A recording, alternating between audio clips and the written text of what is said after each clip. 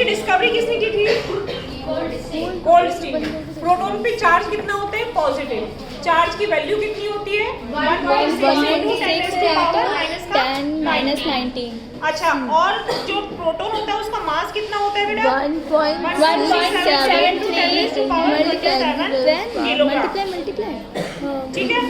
ऐसे ही आता है क्या आता है आपका? न्यूट्रॉन। न्यूट्रॉन की खोज किसने की थी? चैडविक ने की थी। और उसके ऊपर जो चार्ज होता है वो कौन सा होता है बेटा? न्यूट्रल। और ये कहाँ पे पाया जाता है आपका? न्यूट्रल। तो इस तरीके से मान लीजिए क्वेश्चन आ जाता है इलेक्ट्रॉन, प्रोटॉन और न्यूट्रॉन। कई बार डिस्कवरी से रिलेटेड क्वेश्चन बहुत आता है, एक चार्ज पूछा जाता है आपसे। बात समझ में आ गई? तो चार्ज जो न्यूट्रॉन पे होता है वो कितना होता है बेटा? न्यूट्रल होता है।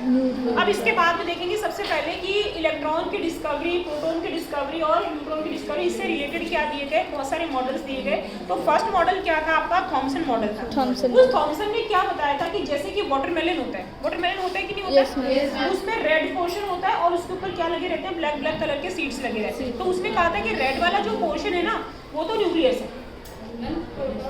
हाँ, तो न्यूक्लियस में क्या आ गया आपका? प्रोटॉन आ गया। और जो उसके ऊपर जो ब्लैक वाला पोर्शन है, जो ब्लैक ब्लैक उसके सीड्स हैं, वो क्या है आपके?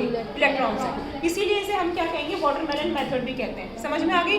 दूसरा, जैसे कि आप हलवा बनाते हैं, हलवे के ऊपर ड्राई फ्रूट्स डालते हैं कि नहीं डालते हैं? तो नीचे वाला पोर्शन तो उसने क्या बताया था कि ये आपका न्यूक्लियस वाला पोर्शन है जिसमें कि प्रोटॉन पाया जाता है, और जो उसके ऊपर आप बादाम डालते हैं ना वो क्या है? उसका इलेक्ट्रॉन है। इसी तरीके से इसको बेटा एक मिनट अभी इसी तरीके से जो प्लम पुडिंग मॉडल है, एक केरला की डिश होती है प्लम टाइप में, तो उसको ना मतलब न्यूक्लियस नहीं कहते,